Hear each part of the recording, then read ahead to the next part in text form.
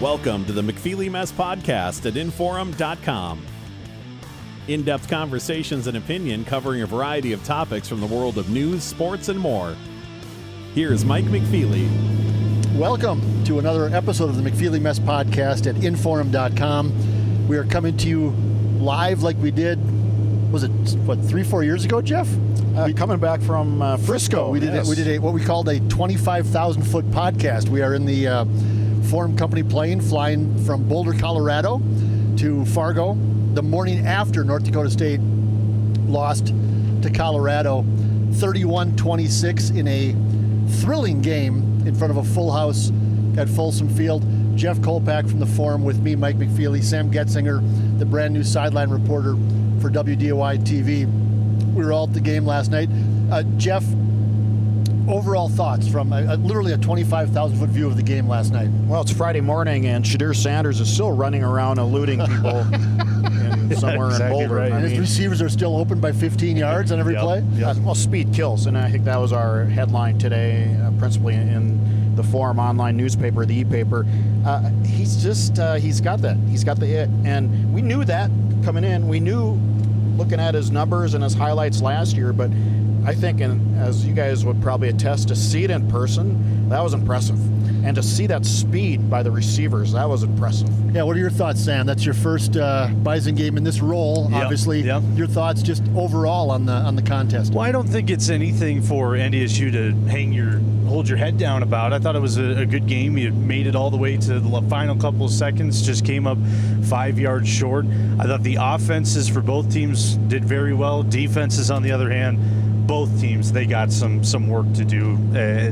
Colorado, if they want to be a contender here in this new conference, they need to make a lot of adjustments. Same with North Dakota State, but nothing to hang your hat on or hold your head down about. I thought North Dakota State did very well. It was a fun game. My takeaway overall is, like the Arizona game in 2022, I thought this was there for the taking by NDSU. My prediction was a 3-touchdown difference because I just thought Colorado, I knew they were going to be good offensively.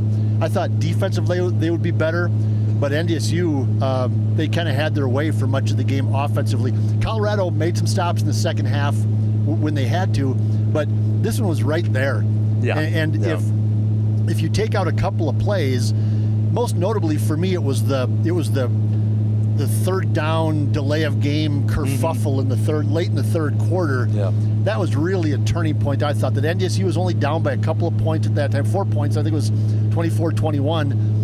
They had 2nd and 2 from the Colorado 46, I want to say, and they went backwards from there and ended up in a 3rd and 8. They brought Cole Payton to the game. I don't know why. They went backwards from there.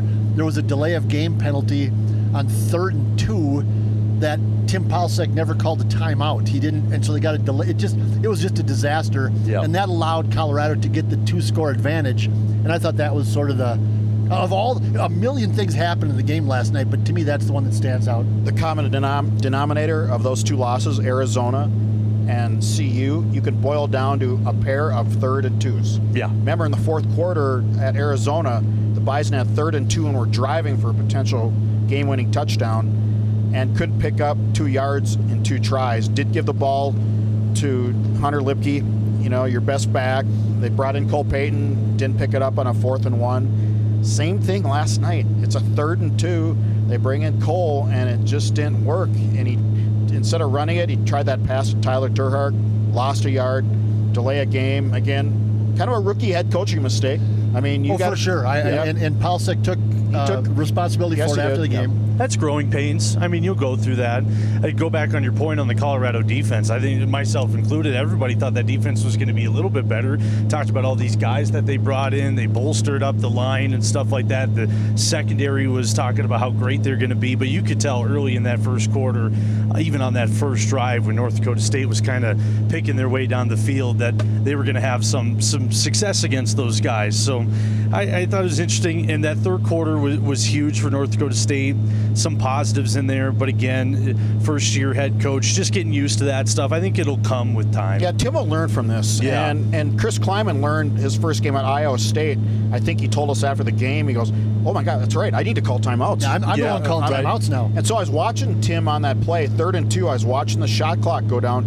You got to start inching your way toward the official. Right. And he didn't do that. He wasn't doing that at all. He was just had his head set on, looking at you got to be cognizant when the play clock's like in a critical situation, when it's around 6-5, you got to start making your way toward the official.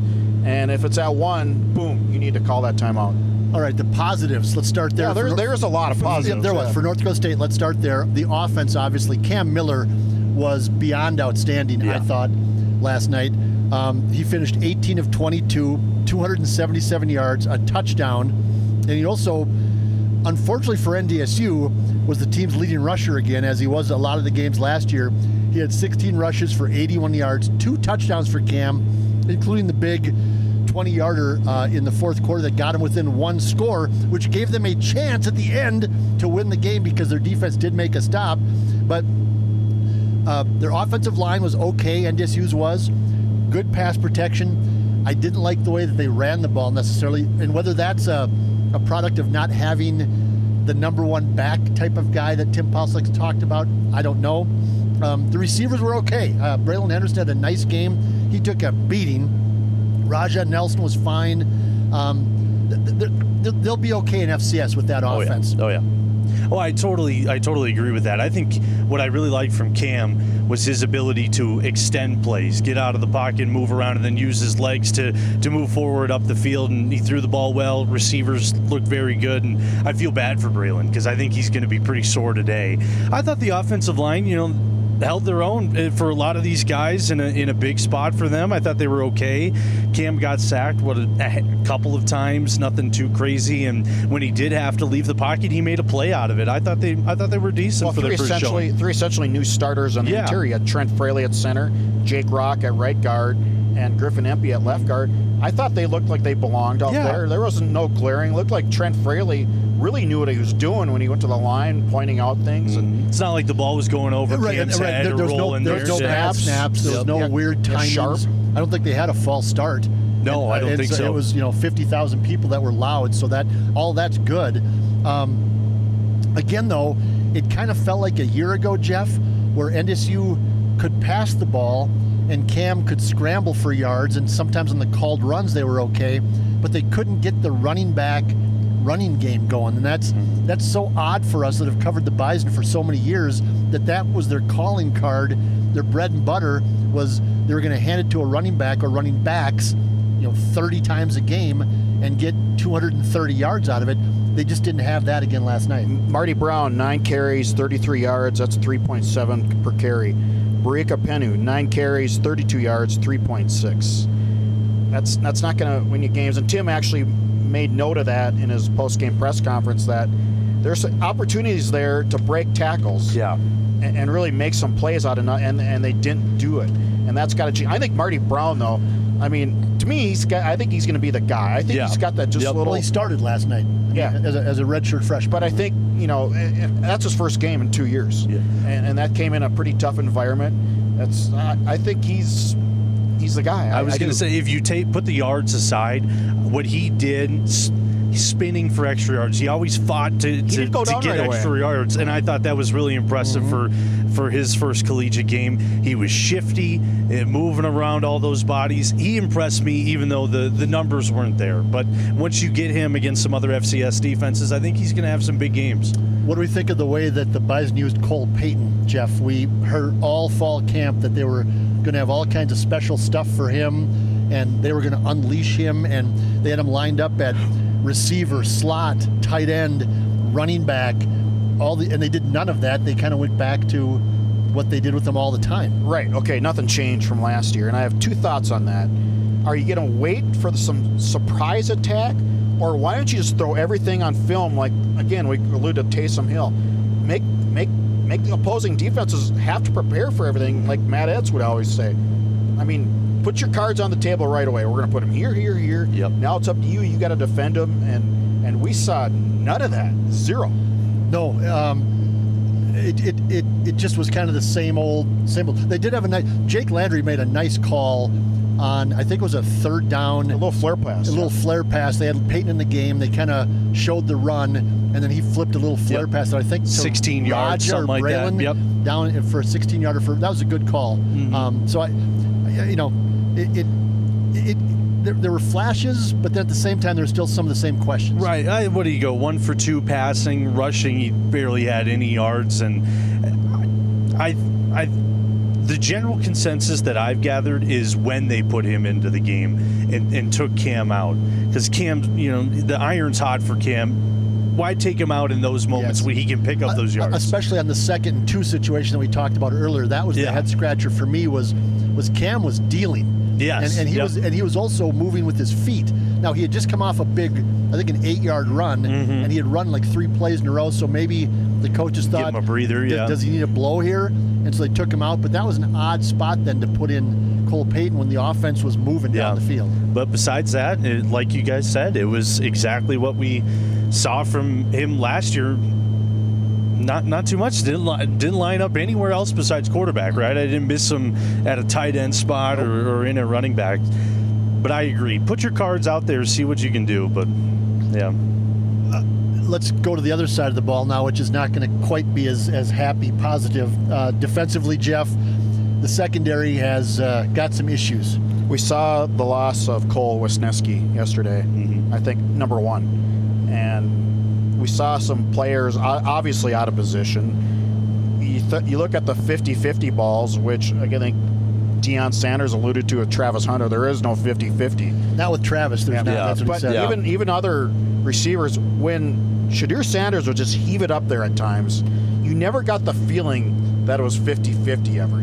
It was like 90-10 at best for NDSU. Someone's down there. Yeah. Well, and that's the issue is the defensive line finally started getting some pressure. Yep. But then Shadur was like on a full sprint out, and all he had to do was look in the middle of the field, and there's a receiver standing there waving his arms because there's nobody within 15 yards. Right, which was really weird. We were talking before we started. I mean, how often do you see a receiver that open? DBs just look like they were out of place. I want to ask you guys, because you've seen him play more than I have, if Cole was out there, does that change that much, you think?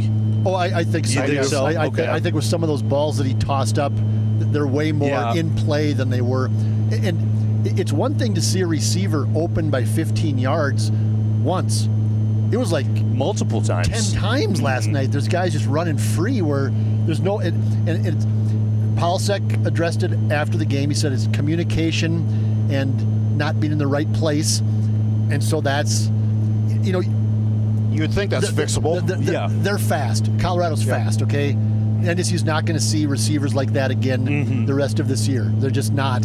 But it wasn't all just speed. Some of it was just not being in position and not knowing where to be and not communicating, because there was too many palms up after a play where Jimmy Horn was in the middle of the field and had to wait for the ball to get to him, catch it, and then turn around and run. Right. There was a couple of plays where the not keeping up with their speed led to pass interference. I believe there was one on Sam Young in the fourth quarter. And I'm not even sure that was pass. They were going to call it, but I'm not sure it was pass interference. I think he just needed to turn his head a little bit. Right. Just needed to make it seem like he was making a play on the ball. There's definitely work to be done. Not just there, but even on the other position groups, linebackers, defensive line. But as you said, the defensive line did get some pressure on them. They did do a little bit of work on that Colorado offensive line. Just Shadur, he could make something out of nothing. It was impressive. I'll give you another positive, because I'm just such a positive guy. You are very. Yeah. The kicking game. Oh, yeah. Outstanding. I mean, Eli Ochik, on his kickoffs, 6 kickoffs, all touchbacks. I know those looked like big time legitimate. Kickoffs, I know it's Mountain Air, but I think it was legitimate.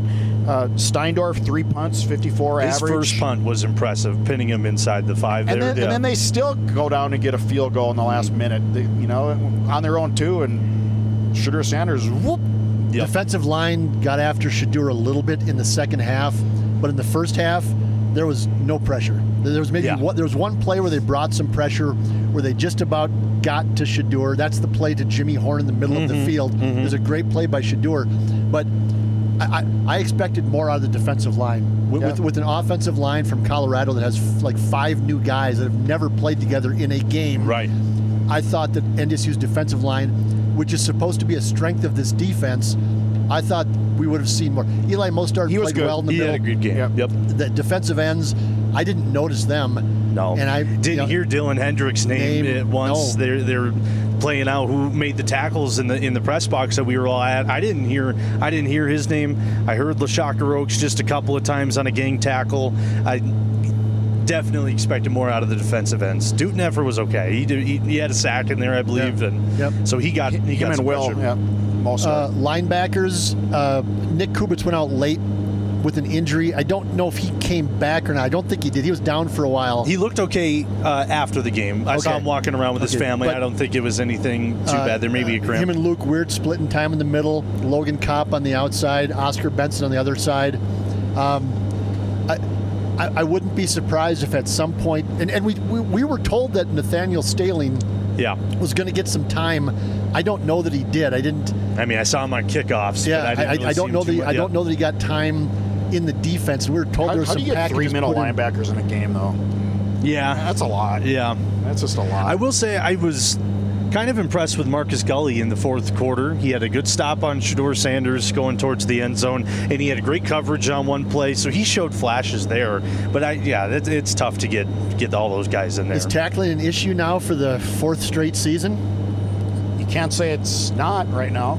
Not after one game. There was missed tackles again. Oh, yeah. Now, again, it was noticeable. Now, again, the speed makes a difference because if you're a half step late, you're reaching instead of wrapping up. But, there was some missed tackles there that were noticeable again. Yeah, there was a lot of sliding off of these Colorado players. Not a ton of wrapping up. It was a lot of trying to get that big boom tackle down there, and it just didn't work out. There was a lot of plays that should have been for way less yards for Colorado, but they just slipped away and just kept on going. So I really hope that improves throughout the season. That's going to be crucial for that defense. What did we think of the atmosphere of the primetime show, of Deion Sanders, of the whole atmosphere and the whole vibe of the Colorado football game?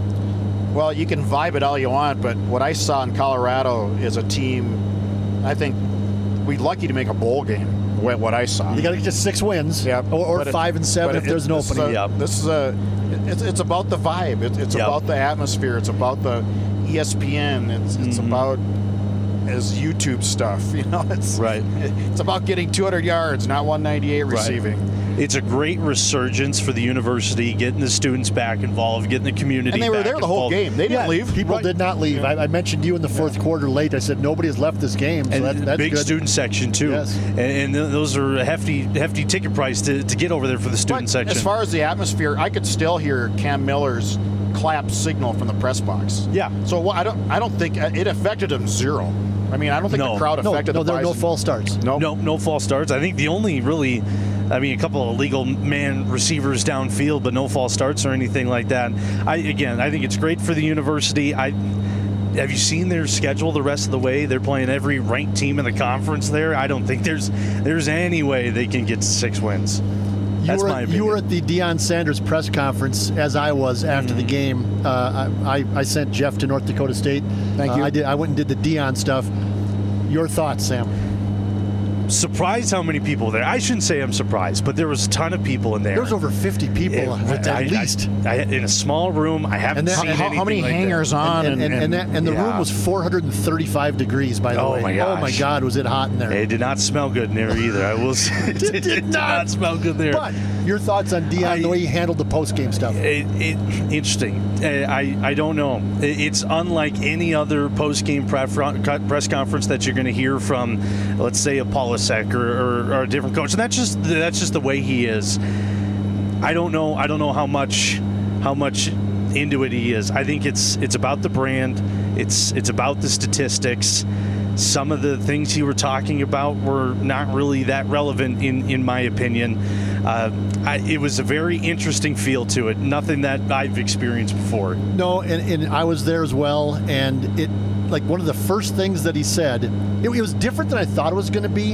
It wasn't quite the circus I thought it was going to be. Right. And he was up there, and he was polite. He was respectful. I mean, he wasn't, a jerk or anything. No, I mean, he would say hello to people that he knew, the reporters that he knew, and that's fine. I thought that the Colorado media was pretty damn deferential.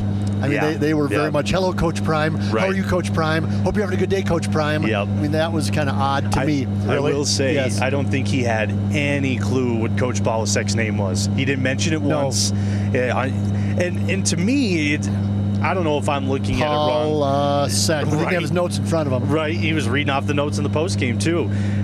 When he kept saying he was proud, I don't know, that felt a little condescending to me. When I'm proud of him, and proud of that team. I don't know if I'm looking at that wrong. Okay, a couple things. First of all, one of the first things that he said was, the kids knew they were on ESPN, on national TV, and there were 31 NFL scouts here representing 31 NFL teams, and our kids knew that. And the scouts saw what they came to see, which was a reference to Shedeur being outstanding.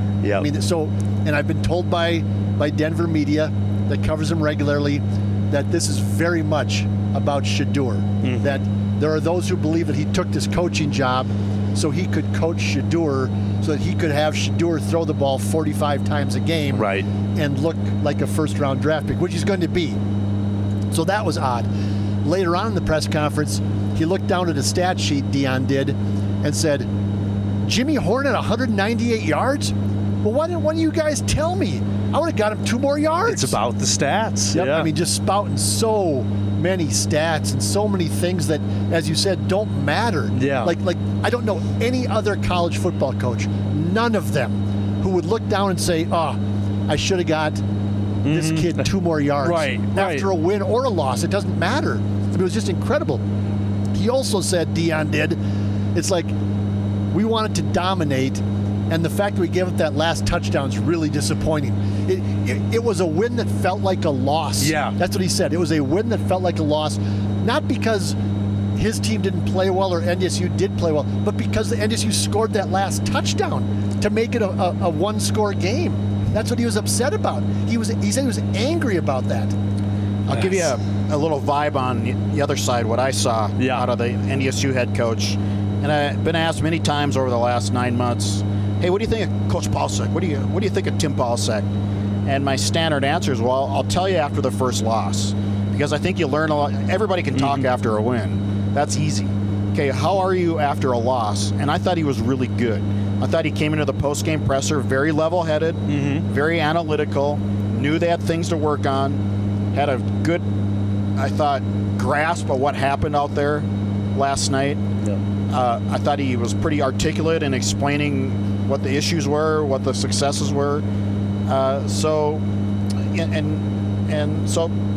I thought, he was really good in a loss. And I think you learn a lot about people when things aren't going well. And Deion, going back to your comment, what he was saying about Cam Miller. He mentioned Cam early as he was kind of recapping the game in his opening statement.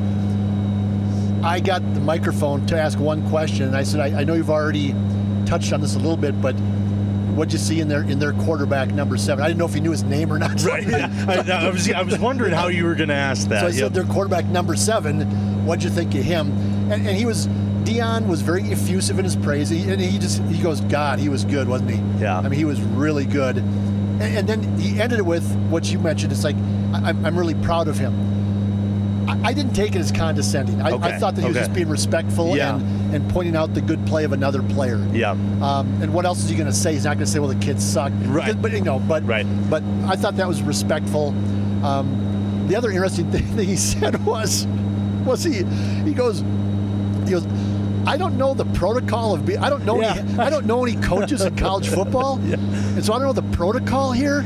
But I didn't know you're supposed to go up before the game and visit. We exchanged pleasantries before the game. So I went out and talked to their head coach. Didn't know his name. Went out and talked to their head coach. We exchanged pleasantries, and that was really nice. This is year 2. I like how he said, well, I guess I'll do that more often. I'm still learning. He goes, I guess I'll do that more often. I'm still You've been playing football for 40 years. You've been involved with football for 40 years. I thought that was interesting. That was interesting as well. Where do the Bison go from here as we wrap this up? My thought going into this game even was they're going to be just fine in FCS. They have some questions at certain positions, but this was always going to be a tough matchup for them, and it turned out to be that way just because we saw receivers running around free. Yeah. But in FCS, I think they're going to be just fine. They're going to be obviously challenged by some of the better teams in the Missouri Valley. Some of those might be, especially the road games against Illinois State and Southern Illinois. Those will be tough challenges. South Dakota State's always going to be a tough challenge, even though it's in Fargo. But I think that NDSU, from what I saw last night, they're going to be just fine in FCS. Well, I guess what I ended my column last night was it's a good thing the Jackrabbits aren't on the schedule as of the next game. Yeah. Because there are some things to work on, like usually after a first game. Yep. And I agree. I thought overall a pretty good team. There's no I don't want to say doubts, but the path to Frisco is there, I think, for this team Well, in FCS. in the modern iteration of FCS, yeah, Yes, because there's absolutely. like 4 teams. Yeah. So I think the talent's there. You got to shore some, they got to figure some things out in the back end on defense. But Jalen Duffy, a cornerback, played a lot in the second half. And I thought he did I think fairly well. I think they're trying to figure something out midstream last night. Yeah. If you want to look at the positive side of the defense, I think it's at least good that they were able to get a benchmark against the best offense that you're going to see all season. Now you really got to put in the work going into the rest of the year. I think North Dakota State, from what I've seen on social media, they've put themselves back into the public eye with a good performance against Colorado, which is good. People are talking about North Dakota State, which is awesome. I think it's going to be a solid year, but like you guys said, there is stuff to work on. Yeah, if they get the quarterback play from Cam that they got last night on a consistent basis, their offense is going to be – he was in complete control of the offense when he was on the field. The first big play to Braylon Henderson, I think, was a check down, and he saw a blitz coming. He got rid of it, hit Braylon over the middle for 48 yards. And that's one thing Dion said. He checked at the line and knew the offense so well. Cam was TK really, Marshall. Yeah. Or TK Marshall was, yes. Yep. I mean, Cam was really good in what he saw and what he was able to do. I think they have to improve their running game. They need to be able to pound the ball again. Yeah. And I don't know if they have the backs to do that. They don't have the big-bodied back, but Marty Brown's going to be the guy. Barica had flashes, I thought. And he's coming off an injury. Yeah. But they have to get the offensive line figured out to where they can pound the ball and average, 240 yards a game or whatever it is rushing. They can't be I just don't think they can be a passing team. No, you cannot average 3.7 yards per carry like they did last night. No. Against a Carl defense that we don't think will be that great. Right. Yeah. They also cannot allow 9.5 yards per play, which at points of the game last night, Jeff, I was looking at the stat sheet and looking at you going, was it 11 or 12? NDSU was giving up 12 yards a play during some stretches last night. I noticed that. So that. they can't have that. But you're not going to see the speed. They're not going to see the quarterback again. Gronowski's going to be the best quarterback they see. There's a whole bunch of new quarterbacks in the Valley. The next couple weeks, the next 3 weeks for non-conference games, if we see improvement from NDSU where we want and need to see improvement, then they head into the Valley, a tough opener to Illinois State, in pretty good shape. Yeah. I do want to circle back and say I thought they dominated the time of possession, which was great. I think this non-conference schedule will be nice for them to get ready for that tough start to the Valley. Colorado had the ball for 8 minutes total in the first half. They had one drive in the second half. That was 8 minutes. Yeah. That was something also that in the postgame, Travis Hunter, Deion Sanders, and Shadur Sanders were all shocked that they had a 17-play, 8-minute drive. When somebody pointed out to Deion, he went, "What?" He goes, "How many plays?" It was 17 plays, 8. He goes, "Wow." He goes, Deion goes, I didn't know that, and I wouldn't have expected it. I wasn't paying attention in the moment, but wow, that's something. So Buffs fans don't get used to that, from what it sounds like. No. So, final thoughts, Jeffrey? Anything? Final thoughts are that it was a loss. I mean, you could say what you want. It was a winnable game. They went into the Arizona 9-2 against the FBS, and you can only make the case it should have been 10-1, but that first Gopher game was winnable. Should have won that one. There's really been one FBS game. That was at Iowa State in 2009, I believe. NDSU had a bad team that year. Where they got really kind of thought handled. And it's this program is. We'll see. I mean, it was a good performance, but we'll see what the next month holds. All right. Any final thoughts, you Sam? I thought it was a fun trip.